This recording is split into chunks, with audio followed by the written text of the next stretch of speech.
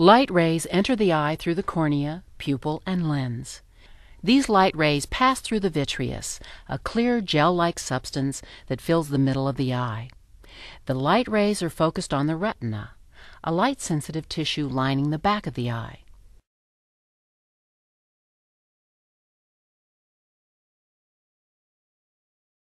The macula is a very small area at the center of the retina that gives us our fine pinpoint central vision.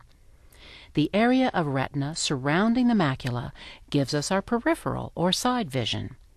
The retina converts the light rays into signals that are sent through the optic nerve to the brain. With non-proliferative diabetic retinopathy, or NPDR, damaged blood vessels in the retina begin to leak fluids, including small amounts of blood, into the retina. Sometimes deposits of fats may leak inside the retina. These deposits are called hard exudates.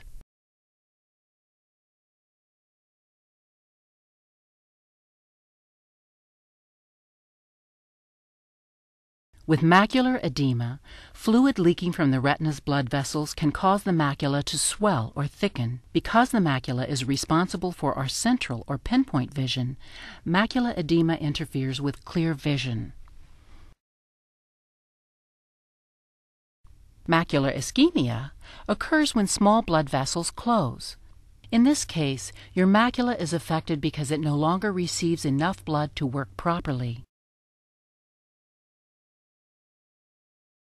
With fluorescein angiography, a small amount of yellow dye is injected into your arm, where it circulates through all the blood vessels in the body, including those in the retina.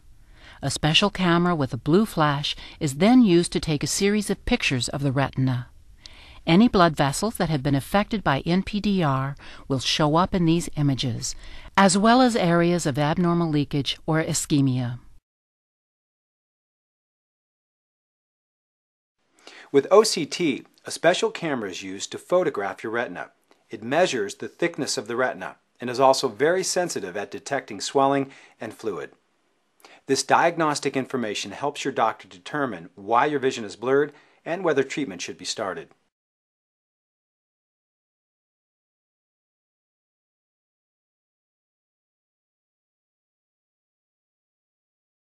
For macular edema, the laser is focused on the retina outside the center of the macula.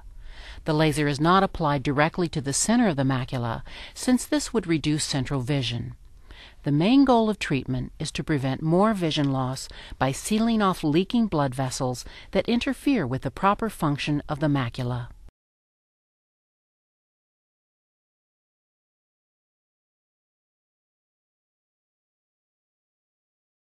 With PDR, many blood vessels in the retina close, preventing adequate blood flow to the retina. The retina responds to this problem by trying to grow new blood vessels. However, these new abnormal vessels do not provide proper blood flow. They can also bleed as well as lead to scar tissue, which may cause the retina to wrinkle or even detach. If similar vessels grow abnormally in the front of the eye, they can block the drainage channels of the eye and cause high pressure and possibly glaucoma. Both your central and side vision can be affected by PDR.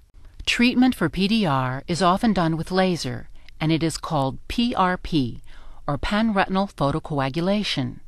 It is also known as scatter photocoagulation. The treatment is usually performed in an office setting. For comfort during the procedure, an anesthetic is applied to the eye. The laser is applied to the peripheral retina, avoiding the central macula. This causes the blood vessels to shrink and often prevents them from growing again in the future. It also decreases the chances of the blood vessels bleeding into the vitreous or causing a retinal detachment. In some cases, multiple laser treatments may be necessary. Anti-VEGF drugs target a specific chemical in your eye. This chemical, called vascular endothelial growth factor, or VEGF, is critical in causing abnormal blood vessel growth on the surface of the retina, as well as in other parts of the eye. Several drugs have been developed that can block the trouble-causing VEGF. An anti-VEGF drug can help reduce the growth of abnormal blood vessels, which helps to prevent bleeding, scar tissue, and other problems that can cause vision loss.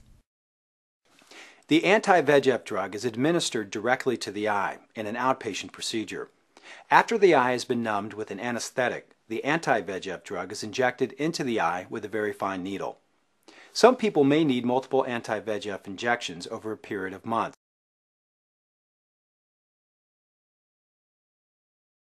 The abnormal blood vessels can bleed into the vitreous, the clear gel in the middle of the eye. This bleeding, called a vitreous hemorrhage, can prevent light rays from reaching the retina. Ultrasound imaging is used to create a picture of the retina. Sound waves are sent through the eye and bounce back. A computer is used to read the returning waves and build a picture of the retina. From these images, your ophthalmologist can determine if surgery is necessary.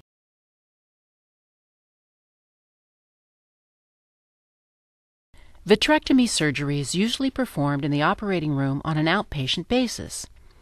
An operating microscope and small surgical instruments are used to enter the inside of the eye. Blood and scar tissue are removed.